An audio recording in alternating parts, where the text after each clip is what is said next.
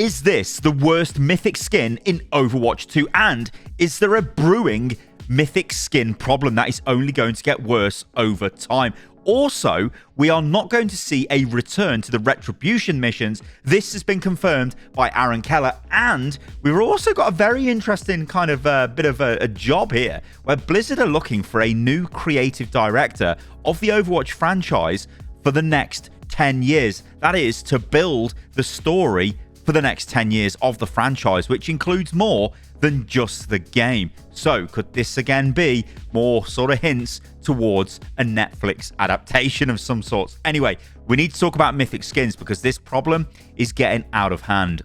So I think the first thing that really got me with this season trailer, it's very short and they don't really show you much of the Cassidy Mythic skin. I mean, there's a little bit of gameplay. We get to see one variant of the skin, kind of, and then that's kind of it. And yeah, they didn't really focus on it. So I suppose the conspiracy theorists could straight up go, well, you know what? The reason why is because they know it's a bad skin. I mean, you could just say that, right? Do I think this is a good skin? No, I do not. Do I think it's a great skin? I absolutely do not. Do I think it's an absolute trash tier skin? Well, I think that's being a bit harsh. I think this Cassidy Mythic suffers from the... how do I even say this? It's... when they haven't got an idea for a Mythic skin, they just make the character glow. They add loads of fancy detail and take the top off so that they're shirtless. And then, if it's a male character anyway, and then they just make them glow with some crazy halo effect or some such. I think with the Cassidy one, it's again going back to that, mythical god kind of Greek inspired thingy. Yeah, we'll just kind of do that. And he's the divine cowboy. Honestly, I think this is... I mean, it's harsh to say this because it is a creative work, but I think it is completely uninspired. This doesn't make you want to go, I want the Cassidy skin. And I think the issue with the Mythic skins, it becomes when the skin is maybe not the best quality and it is for a hero that you play, it really pisses you off because you're like, well, I'm not going to get another one. That's the kind of the thought process, right? And also, it took them this long to make this. What are they doing? Now, this is where I think we need to spin off into a debate about these Mythic skins because, yes, it is all subjective. Some people might like this Cassidy skin. I mean, like the Junkrat skin, I actually think that's a really good Mythic skin. But some people may not like that, and they may have valid reasons for that. Like the Lifeweaver skin, I think on a detail level, very detailed, but it looks too much like Lifeweaver, which sounds crazy because it's a Lifeweaver skin, but it isn't like a complete sort of Mythic, a whole, like, I don't know, new design, new adaptation for the hero that can only be done at the Mythic tier. I think Blizzard have really lost the plot when it comes to what a Mythic skin is. It used to be, well, can I say it used to be? Because they do still have layers of customization, but when they were originally came out, because of course I am that old, I remember this, with the first one, the Genji skin, they had this fantastic trailer for the skin. It was all about customization. The skin had various animations, like the mask opens when you pop the ultimate. It had different visual effects and the abilities, which I know all of the Mythic skins basically have that. But that was the starting point, and I don't feel like they've got any more, like they haven't added anything else to that. Yeah, we've got new fantastic ways to spend more money and get different, you can get the different color variants, can't you? Like the galactic color, the golden color, and all that stuff. That's just a way of like very easily monetizing and getting extra money out of the Mythic skin system. Of course, we did see the move to the Mythic skin store as well, which happened, I think, earlier on this year. But basically, I think they're running out of ideas, and I think the reason is simply because they are not dedicating enough resources to this. I think they came out of the gates with some really strong early Mythics, and then it's very hit and miss. It could be a good Mythic, or it could just be a completely... This doesn't even look like a Mythic. It's barely Legendary tier, which you can argue is the case for Cassidy. But what I will say is, yeah, Cassidy's going to have those things like the UI elements. It's going to have the visual effects. It's going to have the special voice lines. It's going to have the kill animation. So it's got these things which you're not going to get from a normal skin, which does, in theory, make it Mythic. But the actual skin itself, I don't know. It just doesn't cut the mustard. Now, here's the other thing, and I think this leans into the whole thing with these Mythic skins being a big problem for the game. They're now making 2 a season. We know we're going to get Doomfist at the mid-season point for this season. So, well, I say this season, but I mean season 20 when it kicks off. So Cassidy's the launch skin, and then we're going to get the Mythic Doomfist skin. So they're making more of these skins. Now, I don't know who is making these. I'm pretty sure Blizzard comes up with the concept art and then sends it off to a third party, and then they work on adapting it for the models. Now, I think there's a bit of back and forth there. Sometimes Blizzard may do it in-house. Sometimes they may farm it out. I'm not sure. we could go down a whole rabbit hole of maybe those companies that are actually doing that kind of work, maybe they're scaling down. I don't know. You know, there's a lot of different things, but probably it comes down to budget allocation. And I think a lot of the stuff with Blizzard, it's very clear when it comes to cosmetics where they put their money, because they want their money to, well, generate money, right? So you see certain heroes get a lot of skins. You see certain packs of skins in the shop being very good and arguably a lot better than these mythic skins. And then mythic skins are kind of this thing bolted onto the side. I honestly reckon, guys, right, this isn't even conspiracy theory. I reckon this is the truth, right? Just believe me. Sty said it, so it's got to be true, right? I reckon they don't make that much money off mythic skins. Maybe off mythic weapons, maybe, but not actually off the skins themselves. I think they make far more off giving the usual suspects fancy shop skins. I think that's what they want to do, and especially when it's a fancy collaboration skin as well. I just think it's kind of sad. So I think there's a few things going on, right? I think the bandwidth is a problem. That is, they probably don't have enough time to turn these skins around. They've either reduced that time or reduced the budget. Now, if they've reduced the window of time, then it makes sense they're not going to be as good. If they've reduced the budget, well, then less time is going to be spent on the skins. So it all adds up to the same kind of thing. So yeah, these mythic skins in the game, I think it is a bit of a problem. We're going to have to wait and see what the next mythic is. I mean, the Doomfist one, it could be, well, here's the thing, right? If it's not better visually than existing skins, then you've got to ask yourself, what is the point of a mythic skin? Are you pushing the boundaries anymore, Blizzard? I don't know. You really, really need to ask yourself if you are. The other thing as well, and I'll quickly touch on this, is mythic weapon skins. So hilariously, Cassidy actually got quite a good one.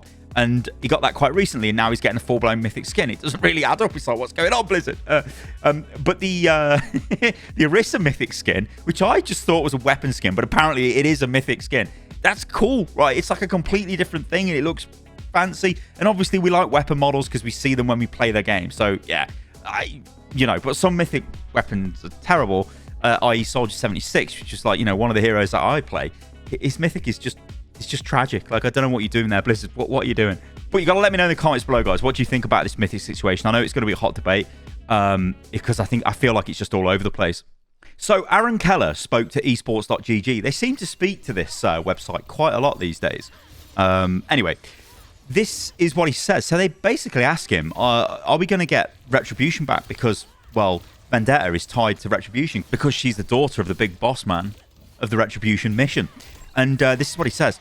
We don't have a plan to go back to Retribution or have something like that in the game anytime soon. But I love the callback to that mission too, because there is that connection to Vendetta. And that's one of the things that I'm personally most excited about for this hero, is how connected to the rest of the world she is and the lore, because it's not just her father, it was the Blackwatch heroes that were on that mission. Now, I'm going to say something kind of controversial here. I don't want to go back to these missions, right? Retribution, it would be nice if it was playable, just because Vendetta is... part of the mission, let's say. She's not part of the mission, but she's the son of Antonio at the end who gets killed, right? Well, he gets killed at the start and then you escape through the mission. But, like, it would be cool for players that haven't experienced that to maybe take a look at it. I think there's probably technical problems here. They probably haven't got this in Overwatch 2. It's probably just an Overwatch 1 thing. It's going to take, again, too much time, too much resources to bring it back. But part of me just thinks Retribution existed in time, and if you experienced it, you experienced it, and you've got a bit of a deeper connection now to the new hero Vendetta just because of that, and I'm fine with that. And also, Overwatch and PVE, I mean, like, PVE and looking backwards is something Overwatch has been criminal about, so they need to move forward, and I feel like this is a statement from the games director just saying, look, we're not looking backwards anymore, we're looking forward. So I'm actually kind of cool with this. So, we're talking about lore. Look at this. Creative director of the Overwatch franchise. So, Blizzard are hiring for a new creative director. So, it looks like they're trying to build out the narrative and lore team again. I remember they fired most of these guys going back a year or so ago, which is kind of sad because they've been running on a skeleton crew. But it looks like now they want to actually reinvest back into this. So, I'm all for this, right? Let's do it. And that's no shade on the people that are there working on the lore right now, because I think they're doing a really good job. I think Vendetta... great. I mean, absolutely awesome. What they've done with Vendetta is just great. Anyway, I'm going to read the job description off here, and I'm going to read the key responsibilities. So, as the creative director for the Overwatch franchise, you will define and steward the long-term storytelling vision of one of the most beloved universes in gaming. You will craft the narrative roadmap for the next decade of Overwatch, shaping the emotional arcs, thematic pillars, and evolving mythos that will guide storytelling across games, cinematics, publishing, and transmedia.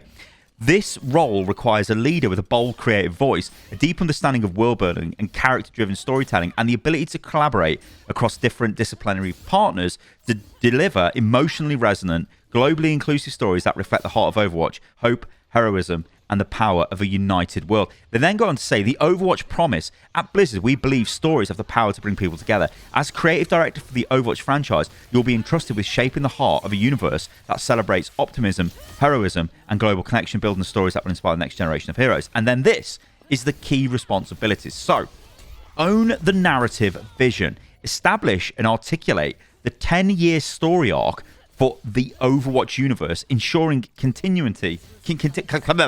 Words are very difficult sometimes.